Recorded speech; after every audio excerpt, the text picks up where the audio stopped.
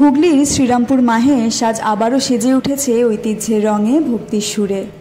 আজ স্নানযাত্রা, জগন্নাথ, বলরাম ও সুভদ্রার পূর্ণ ভক্তিভরে স্নানের দিন। বছরের এই বিশেষ দিনে মন্দির সংলগ্ন ঐতিহাসিক স্নানপীঠের মঞ্চে শুরু হয়েছে এক মহা আয়োজন। 28 ঘড়া পবিত্র গঙ্গাজল ও প্রায় 2 মণ দুধ দিয়ে আয়োজিত হচ্ছে দেবোত্রয়ের মহাস্নান। শুধু গঙ্গাজল নয়, বিভিন্ন পবিত্র নদীর জল, তীর্থস্থান থেকে আনা জল এবং 108 প্রকার বিশেষ উপাচারে শোভিত হবে এবারে স্নানযজ্ঞ।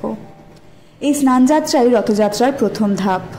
এবছর মাহেশের রথযাত্রা পা রাখছে 629তম বছরে, এক গৌরবময় ইতিহাসের ধারক ও বাহক হয়ে।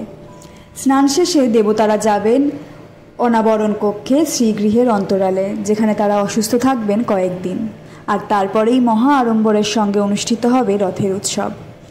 জগন্নাথের এই প্রাচীন স্নানযাত্রা শুধু ধর্ম নয়, এটি বাংলার সংস্কৃতি, ঐতিহ্য এবং মানুষের হৃদয়ের সঙ্গে গাঁথা এক অবিচ্ছেদ্য অধ্যায়। আজ ধর্মকথায় মাহেশের রথযাত্রার নিয়ে আপনাদের কাছে রইল আরও একটা ছোট্ট প্রতিবেদন। কেমন লাগলো সেটা অবশ্যই আমাদেরকে কমেন্ট করে জানাবেন। আর এরকম আরও ভিডিও পাওয়ার জন্য ফলো করতে ভুলবেন না ট্রাভো নিউজ বাংলা। শুধু খুশির খবর, ভালো খবর, যা কিছু বাঙালির।